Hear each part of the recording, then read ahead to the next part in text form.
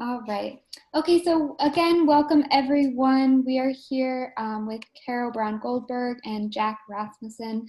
And we're going to have a nice little informal talk tonight. So first, I just want to introduce the gallery and myself. My name is Julia. I'm the Associate Director of C. Grimaldis Gallery.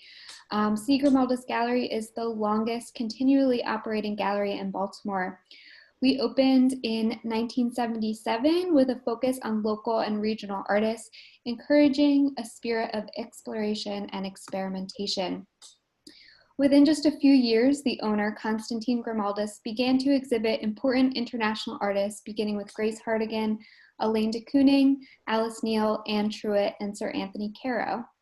The gallery maintained its commitment to emerging and mid-career artists while simultaneously developing relationships with many of the major names of the day, including John Baldessari, Willem de Kooning, Robert Rauschenberg, Richard Serra, Joel Shapiro, and John Waters. Focusing on a selective roster, the gallery promoted younger artists like Chul Hanan, Beverly McKeever, Jay Coe, and John Rupert, exhibiting their work along with more well-known artists in both the regular gallery programming and at art fairs in the United States and Europe. And of course, the reason we are gathered here today, currently on view at the C. Grimaldis Gallery, is a solo exhibition of paintings by Carol Brown Goldberg. Drawing the line between meditation and madness, Goldberg's dense organic landscapes allow us to peer into an idyllic world of intricate patterns and mesmerizing foliage.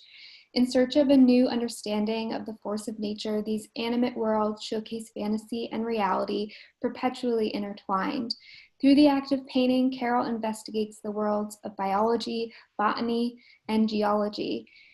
Her work in the series focuses on the microcosm and a creative interpretation of advanced science as it bleeds into a visual language.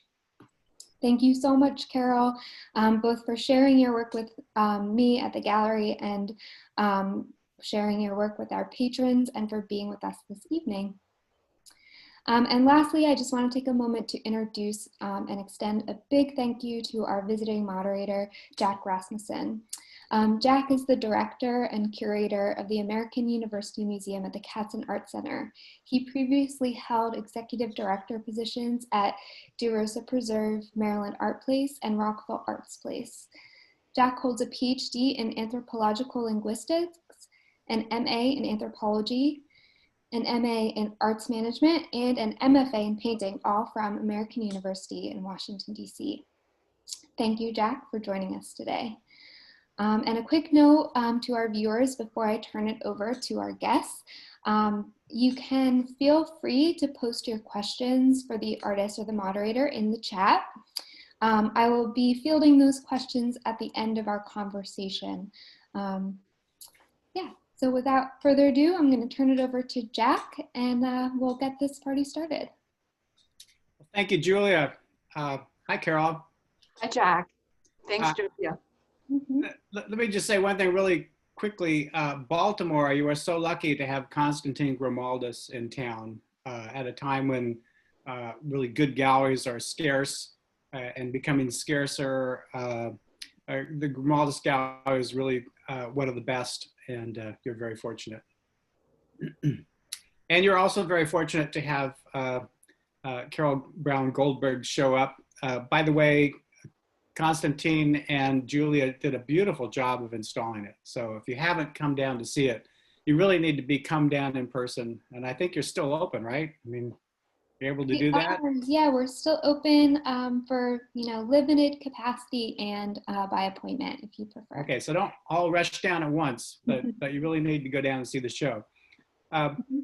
Carol, one of the experiences I had was when I first entered the gallery, the first thing you see is, let me just try to pull up my,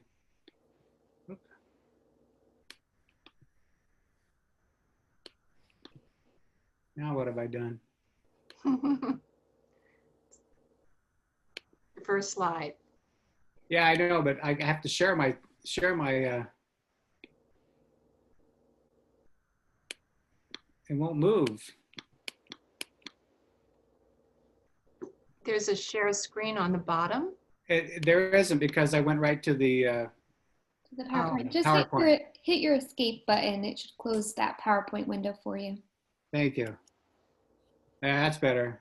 Okay, sorry about that. This is embarrassing. We've all learned how to work with Zoom by now, except for me, evidently.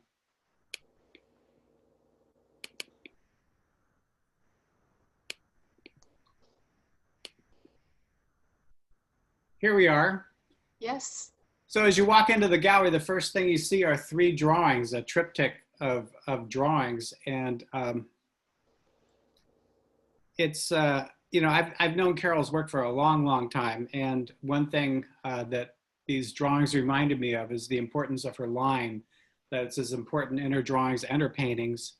And, you know, whether she's doing something with political associations or jungle gardens or domestic scenes, the line is always very, very important. So I wonder, Carol, maybe I could ask you to talk a little bit about your line and where that comes from.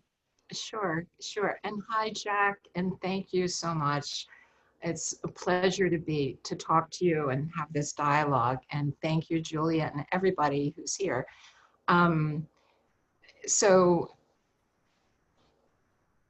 Oops. Fred, why are you sharing your screen? Whoops. Okay, well, I'll talk about the line anyway, which Jack, if you can reshare. Yes. Okay, so I have always thought of the line as the part of the soul of a drawing. I think of the drawing as definitely the heart, and the line is the skeleton of a drawing.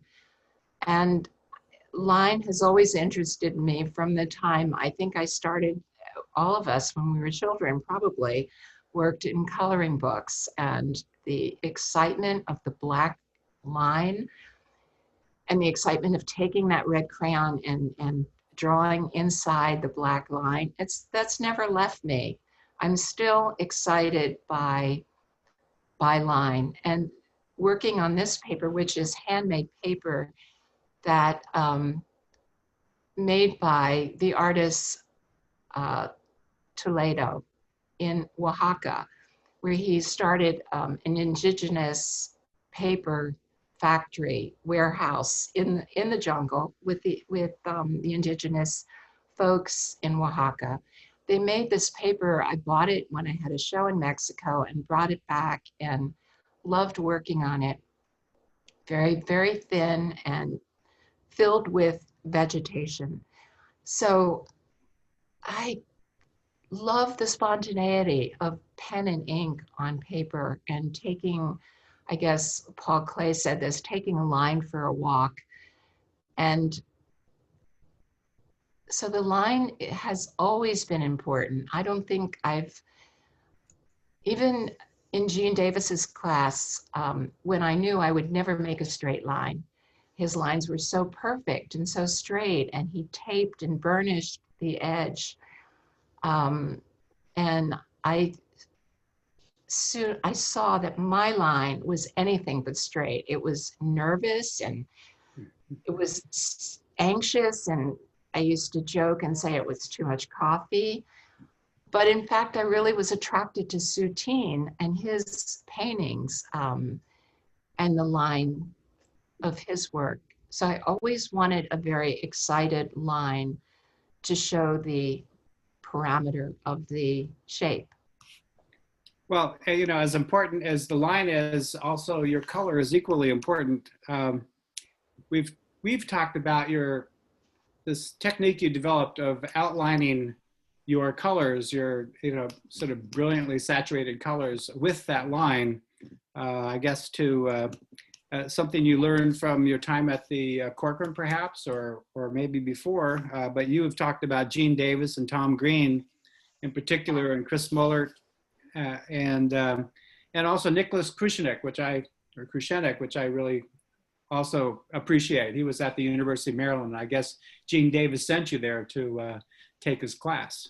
Yeah, it was either, yes, it was either Gene who suggested after I graduated the Corcoran that I take Krushnik's class, or Tom Green. And both of these teachers were, I just learned so much from them.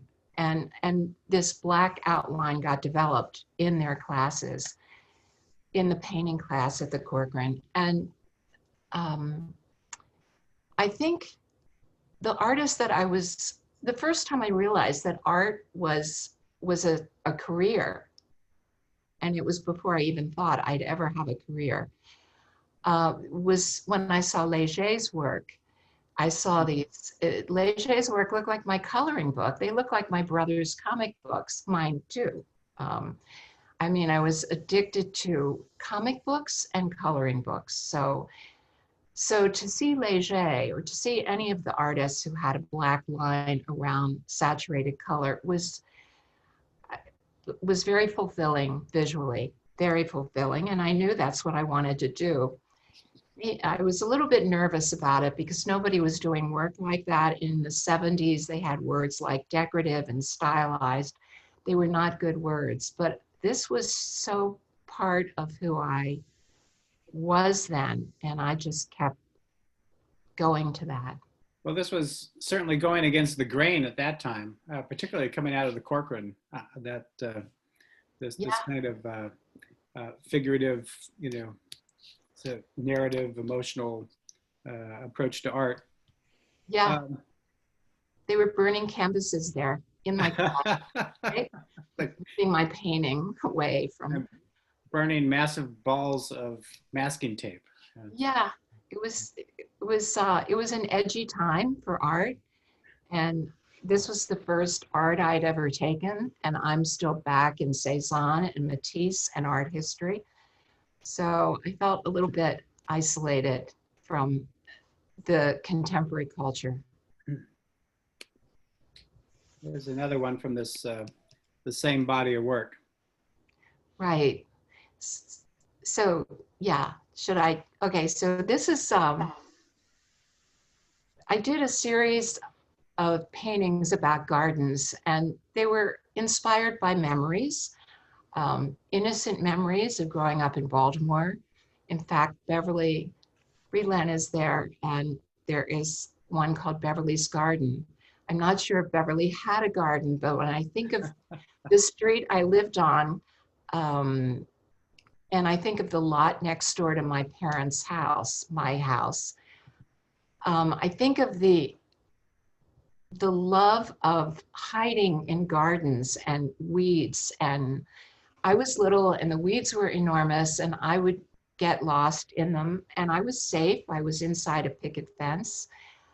So I've been driven to do gardens. I think also, I mean, gardens are just reaching for perfection. And so all of my sort of strivings in forms got expressed in foliage, as like the Garden of Eden or Gilgamesh, the gardens in Mesopotamia.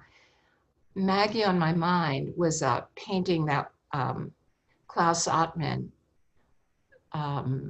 curator at the Phillips Collection, did a one-on-one with an artist, pairing an artist painting to somebody from the Phillips Collection. So he came to my studio, and I thought for sure he was going to find a geometric abstraction or circle paintings and pair it with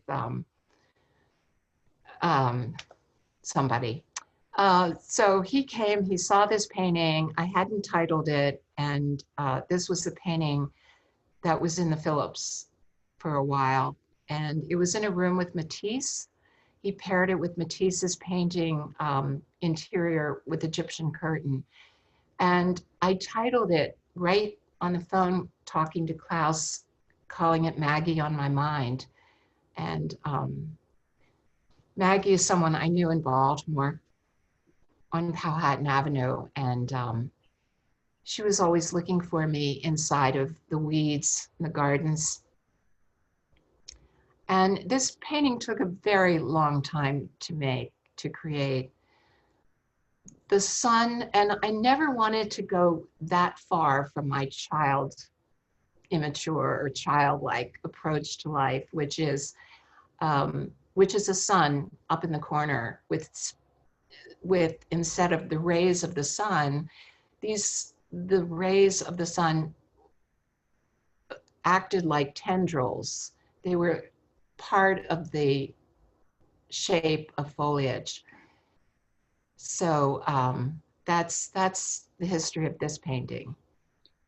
So that painting came along right around the time that I guess you were getting ready for a show at Florida International University, a really great show called Tangled Nature. Right, right. Tell us how that show came about and what you did for that show. Oh, well, that was so excellent. Jordana Pomeroy, who is the director, and the chief curator,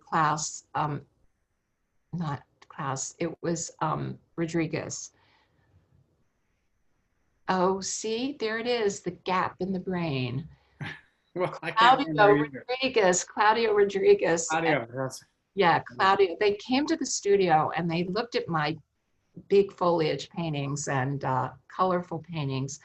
And I showed him my pen and ink small pieces like the one before this. And he said, do that big. So I had a big canvas, 96 by 84 inches. And I knew I wouldn't use a brush. I used an acrylic marker, which completely changed my life. I could go 10 times faster. It looks labor intensive, and of course it is, but it is so spontaneous. I didn't have to think about where I was going. I just let my hand wander, and it really became like automatic painting using this tool. That's interesting. You titled it "Thank You, Ad." Yes. What was that about? That's Ad Reinhardt. I was thinking, I'm such a colorist. I've always done color, and here I'm doing these big canvases. Who else has done black and white canvases? And one was Ad Reinhardt. And I remember my father mentioning Ad Reinhardt when he saw a show in New York, and my father he loved art, but he didn't have formal education. And he came to Baltimore, and he said, I just saw this show of paintings. They're all black. They're just black painting. What's going on? I never forgot that. So, I mean, it was like, I guess I had a really very sophisticated association with black paintings because I was young. My father had seen black paintings anyway. So, and this is Thank You, Franz, which is an homage to Franz Klein, whose large white canvases had these gorgeous streaks of black abstraction, expressionistic markings on it. So I was happy to feel connected to Franz Klein and Ad Reinhardt in keeping the palette very sparse. It's an interesting association of, coming out of a reference to abstract expressionism, which also was closely related to surrealism, which I think your work kind of begins to, verge into in places. Yeah, I saw abstract expressionism as a kind of reaction to surrealism, and a reaction to the war, concentration camps, the bomb. And abstract expressionism was almost the opposite of surrealism. Surrealism dealt with psychology and dreams and symbols. And it was as if we've had enough of the internal makings of human beings. Let's just show action paintings and gesture and not think about things. So this one, Orchids and Organelles, I realized that my paintings were dealing with ambiguity and opposites, which I'm very comfortable with.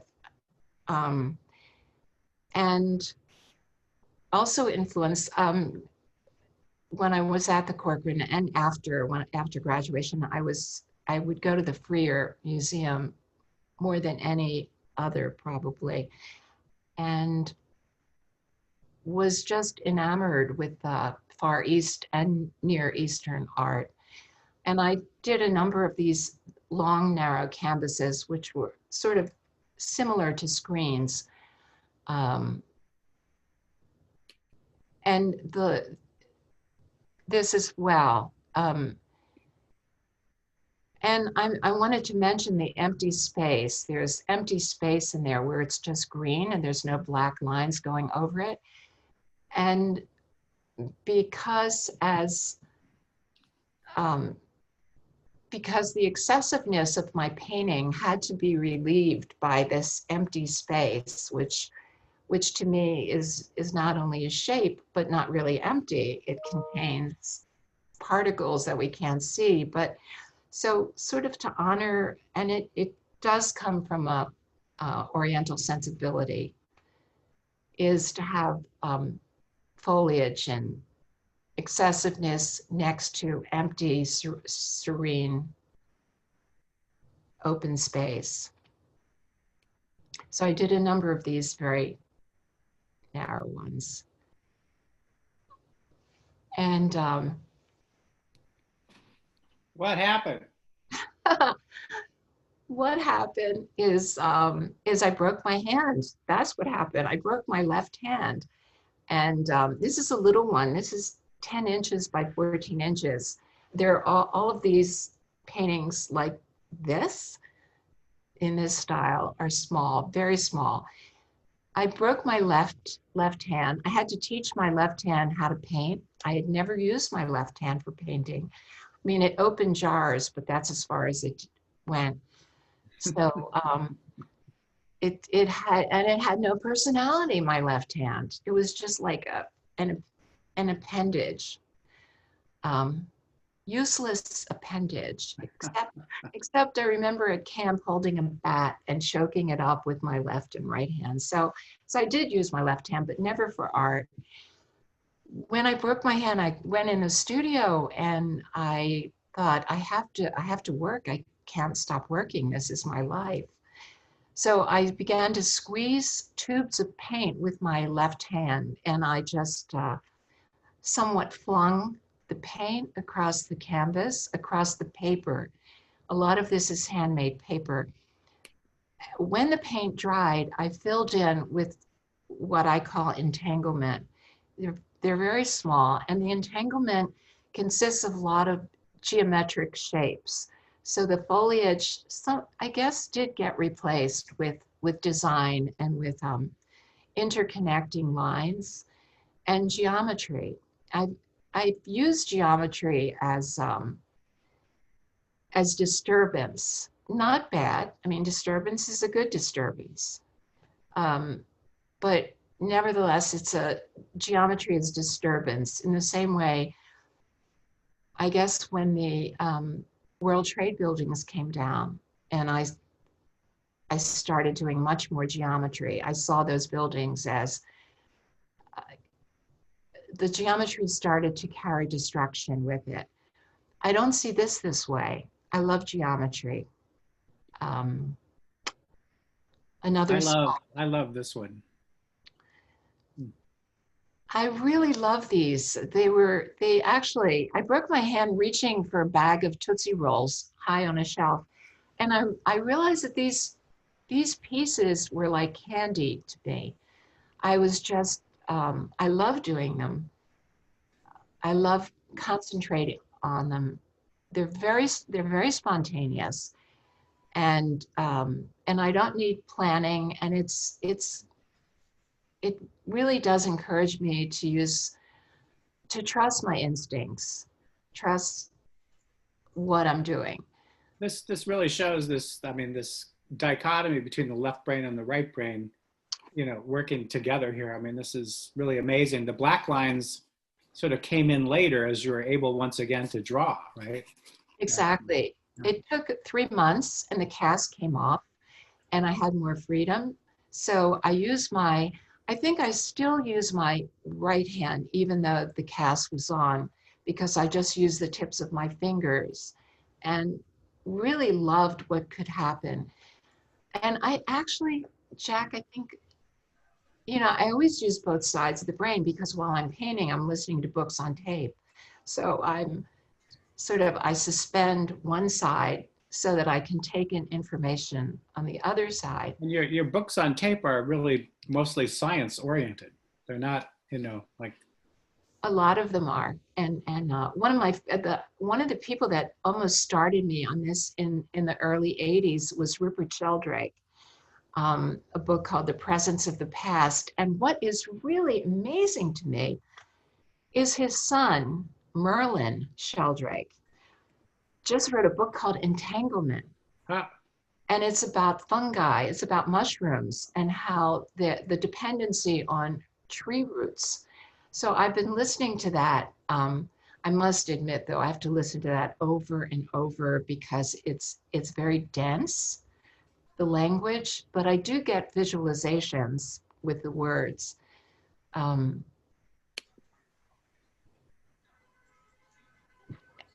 This one, I think, is the one that has some glitter in it. And I've been very insistent on glitter as part of the light that I feel like we as human beings are reaching for, are looking for. Stars, the sunlight dancing on water, crystals in the sidewalk. So I started putting acrylic polymer particles in the work. This doesn't have it, but this one shows it, but this one has it, but that's okay. And in this one, in this piece, the paint started going off the paper, and I started using a spatula to get the paint, scoop the paint up. And I've done quite a few of these where the other part, I think you can see it on this, the red, there's a red on, they are layered. This work becomes layered, so it becomes almost like a map, a topographical Yeah. topology. It's the colors have thickness to them and rise up above the paper. So I'm very happy working on these pieces.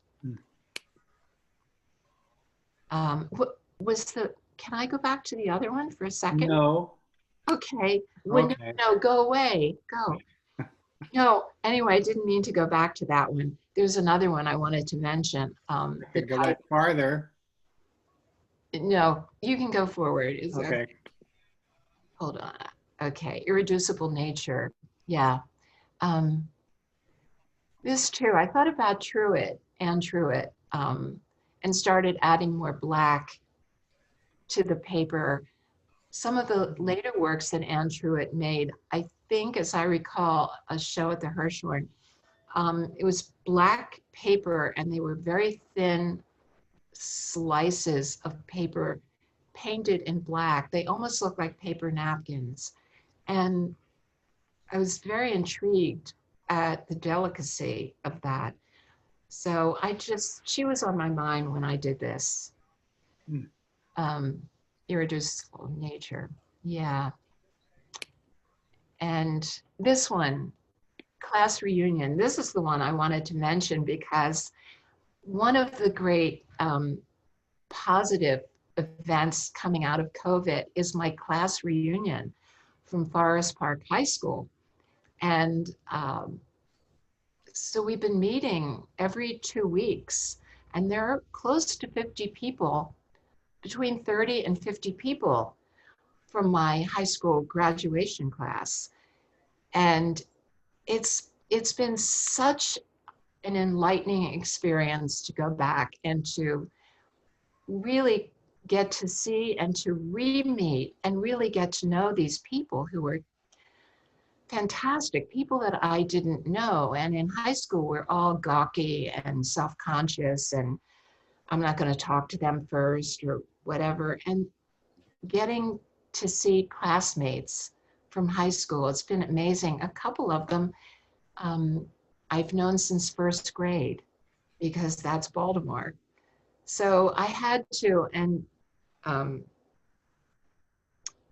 the president of our class, I think, or she was president of the school, Sarah Kay Smullins. Sarah Kay said, I hope you're going to name one of your pieces Class Reunion. So I did that. That was Class Reunion.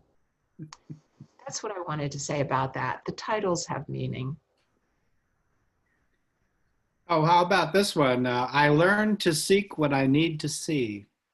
I saw this over, I think, several years in your studio as it evolved. Maybe you could talk a little bit about how this painting seems to span a lot of what we've been looking at and takes us into the future.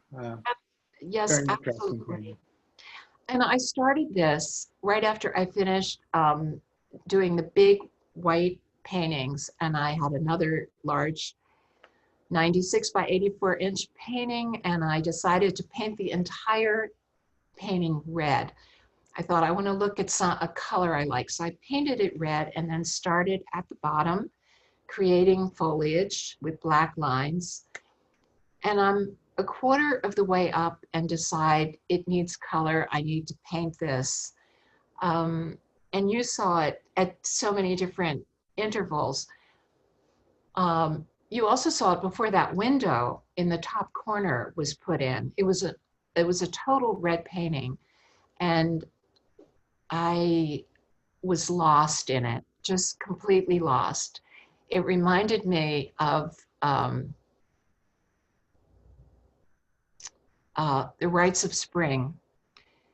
It reminded me of the cacophony of Stravinsky's piece, where people walked out during the first concert when it was first played. I felt like this painting has stops and starts. It's so staccato. It's unfinished. It's not right. So I added the window, added many elements, and then looked at the origin, what inspired me, which was Matisse's painting that I think is in the Hermitage. It's called The Dining Room. And I used most of the colors from that painting and really fell in love with the painting as I worked on it more and more.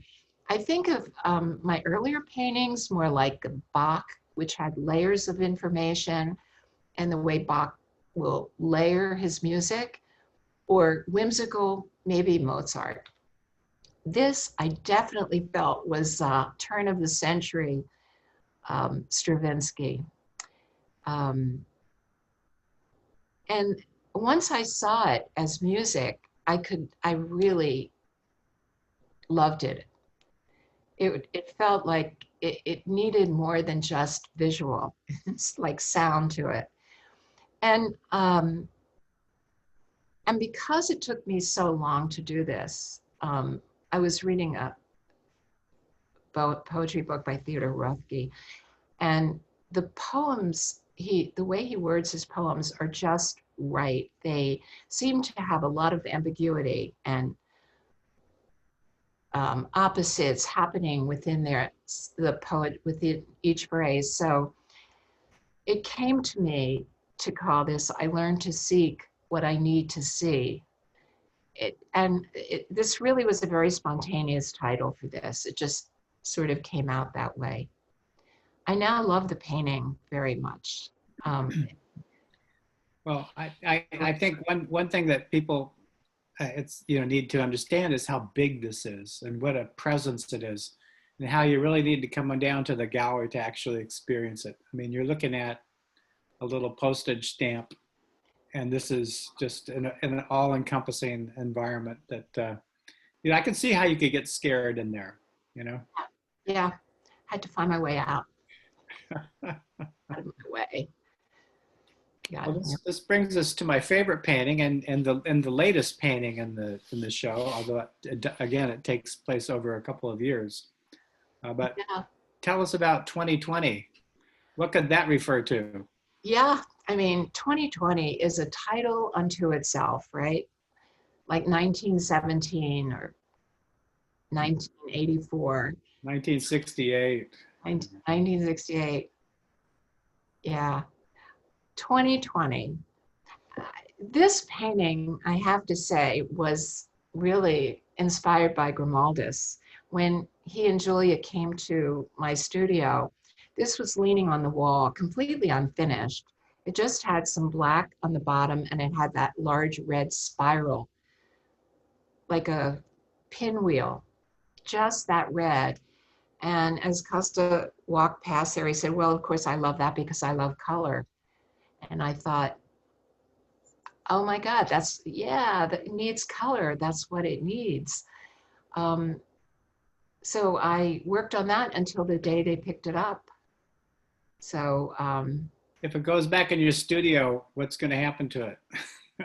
nothing. Don't touch it. I won't touch it. No, it's definitely finished. It's finished. I'd start a new one before I touch that, which I've done. But it came out, it was a surprise to me as I painted it. I was so invested in this being a black and white painting with just one red pinwheel or orchid or spiral. I had seen it. It was so sort of imprinted in my brain that way that I surprised myself by adding color and color that ended up being, and it's sort of paralleled with the election and began to feel like confetti and just a positive end to, or a positive end to a series of paintings, positive paintings, but to a strange time. So what next, Carol? We've now passed the election. Things seem to have changed a bit in the world. What's next? Well, in terms of politics, I would like that to change, and it has with the new president. So we're all, we are optimistic beings and hopeful. But there's a lot of concern. I think about World War I and post-World War I and how that,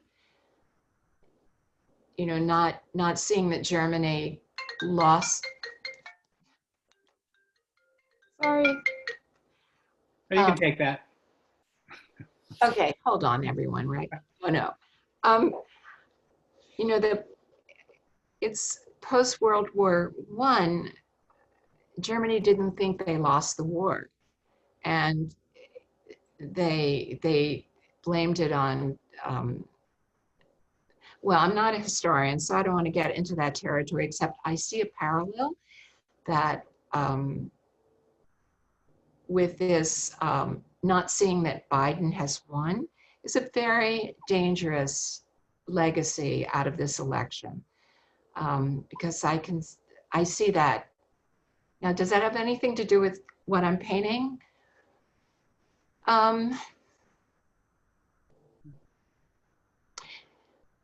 I just feel quite privileged and fortunate. And I feel the combination of COVID and the government that is no longer here has been devastating to our values, to everyone's values. So I feel like doing something that contributes directly to that. I also have another thought of a film that I'm got all the materials together to start working on that.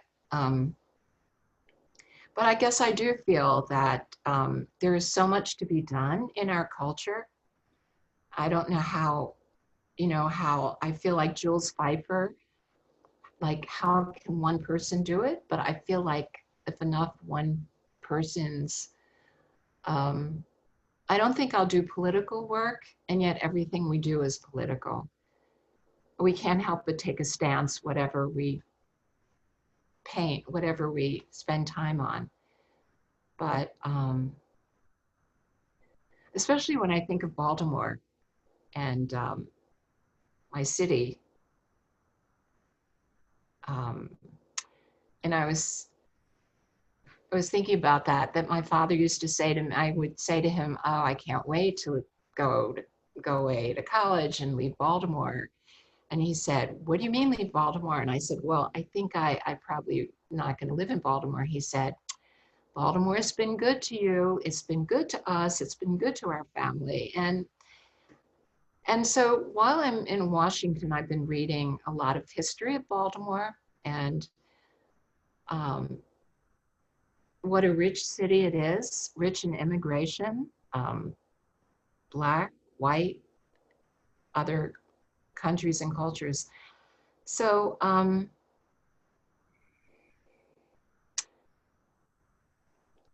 I like being in Washington and looking at the past, looking back. I don't know what I'm going to do. That's my answer. I have no idea what I'm going to do.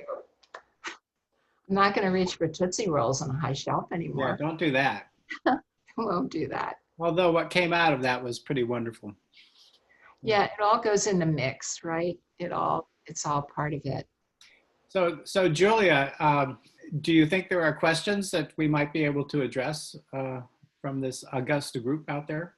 Sure. I think we have a lot of positive comments in the chat, so I will save this, Carol and Jack, for you guys to read through. I see one question that popped up. I think it's going to be a question from Anderson Wolf. Loves your paintings, the drawing quality of your large paintings. As a young artist trying to experiment with large canvases, your stories make me feel much more comfortable to approach large canvases with fun enjoyment. So they are thanking you. So that's, I guess, a comment, but maybe a question within there is maybe a little bit more about that move to the larger scale and how you feel about that sort of scale, especially maybe in relationship to the body. I've always painted large. I started off at the Corcoran. I'd never, even the first painting I ever painted, which was when my kids were all taking a nap and I went in the other room, and the painting is about maybe 8 feet by 4 feet, like a door, like the size of a door. And I think, so I always wanted paintings large enough, and I think Rothko had said this, he liked paintings that incorporated his peripheral vision. And I feel the same. I've always done large paintings, even when I didn't know what I was doing. And I didn't really sketch in a sketchbook. I would just go right to the canvas and sketch, take a good eraser. I always had a great eraser.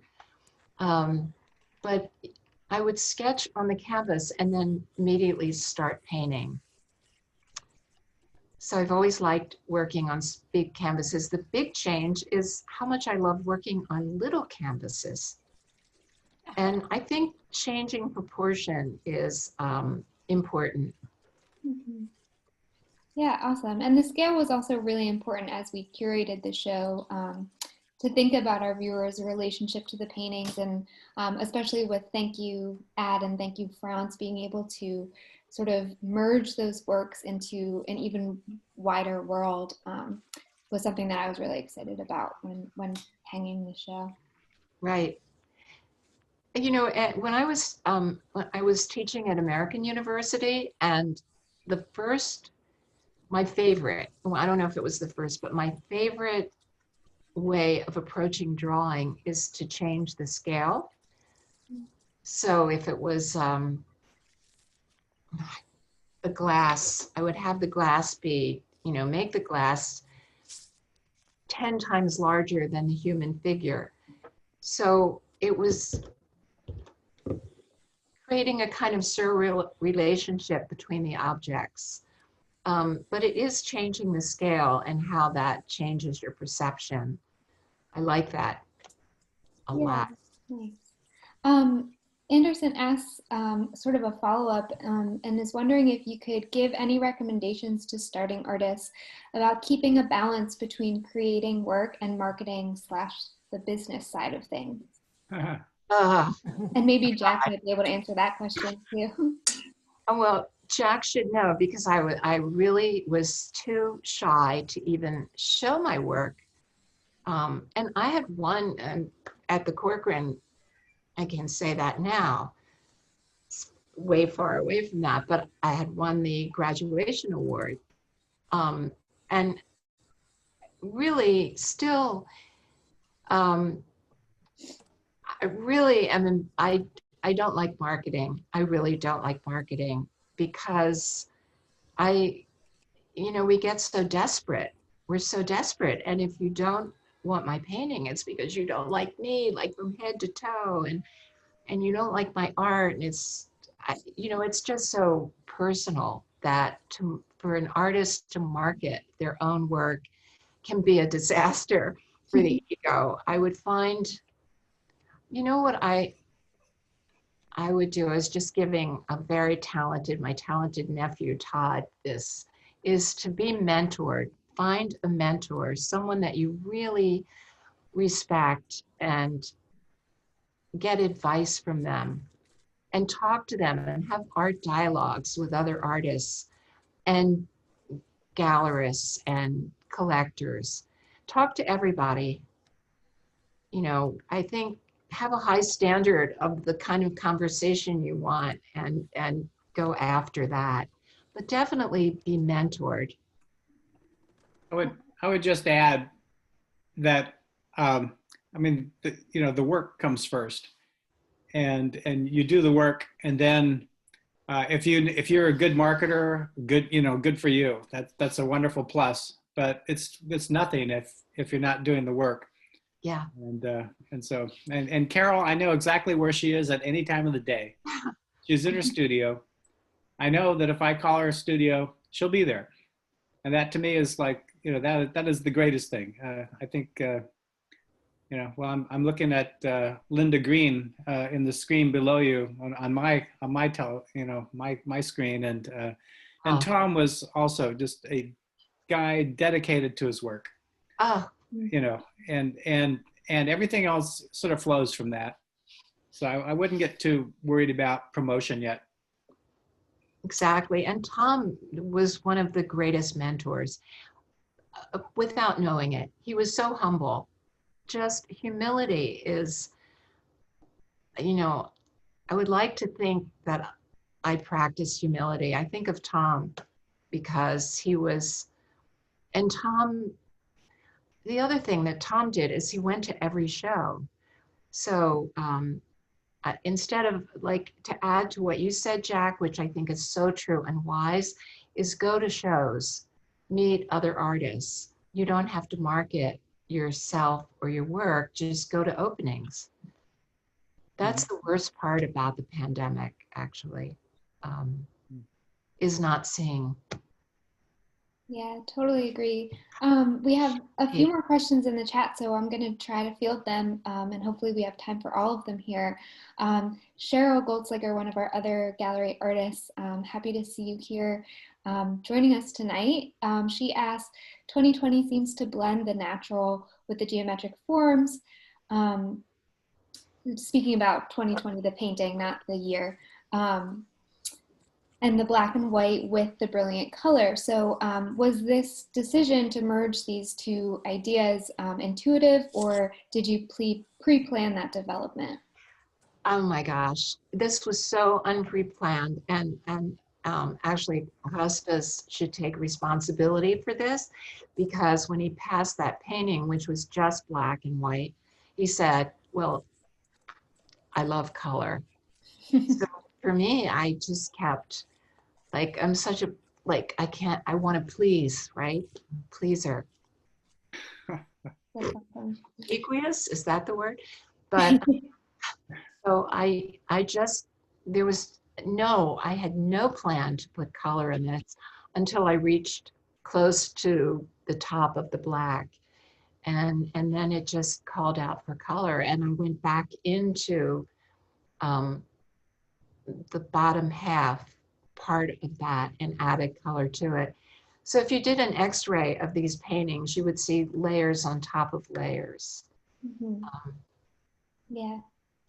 Is, Stephen in the chat asks, how often are you surprised by the end product? Which is sort of similar of a question, but yeah, maybe you could tell us if it's always a surprise or...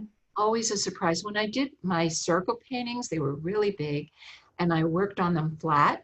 So when I got to them, I worked from the outside to the inside. And when I got to the center, I couldn't reach the center. So I picked up the painting and leaned it up against the wall. And it was like, oh my God, I did that? Like, and I didn't say it in a good way. It's like, she's crazy. Whoever did that is crazy. Look at that. So much paint, so many circles. So yes, I am surprised. I'm really very surprised because a lot of the times when I'm working on this, I'm not all that conscious. I'm not hyper conscious about it. Mm-hmm. Another question from Erin in the chat, which is a really good question, I think, is asking about your work ethic or your daily routine and the role of perseverance in an artist's practice. The poster child right here. Perseverance for sure. Poster child, or I'm one of those dogs that has a carrot in front of them and I'm always running after the carrot. I'm not even sure where I'm going or why I'm after what I'm after. I do know if I don't paint, a few friends will say to me when I feel agitated, or they'll say, are you in your studio? Why don't you go in your studio?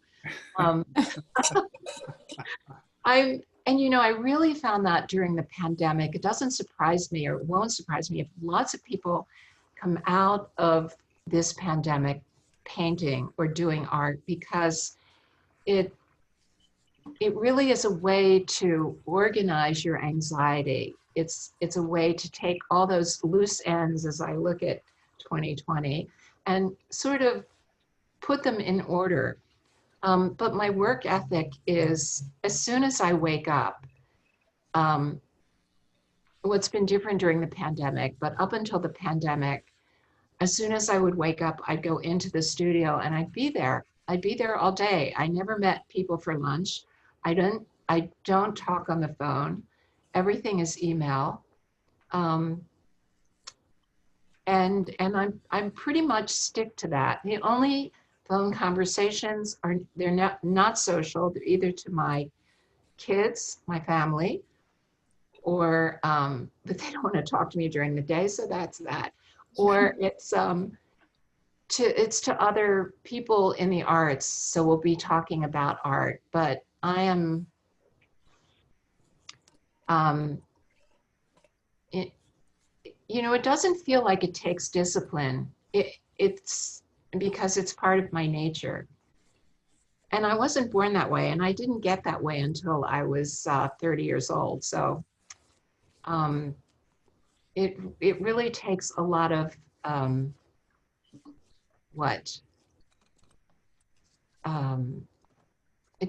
you have to love what you're doing more than doing other things. There's nothing I love more than doing art or getting an idea. And it isn't just art, it's also the books on tape, or listening to lectures on YouTube or somewhere. It's the mental stimulation as well as the visual and physical stimulation. Yeah, that's great. And it actually brings us to, I think, what will be our final question from Chandy and Anderson again, and Susan actually, is more about these audiobooks that you listen to.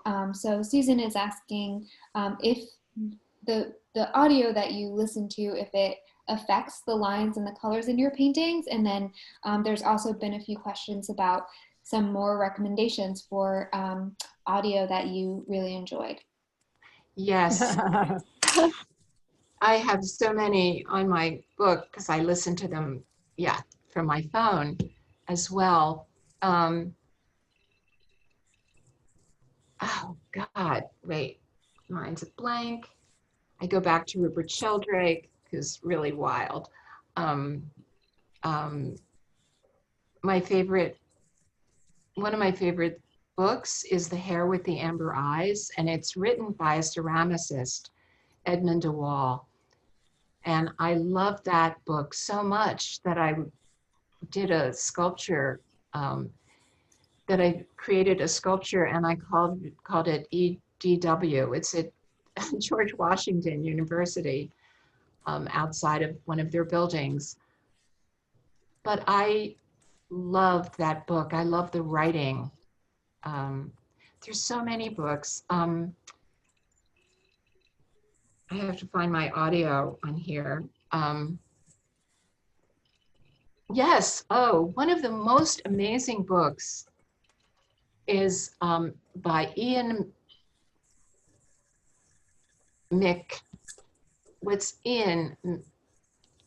McCallish. No, wait. Oh, wait, here it is. Thank you.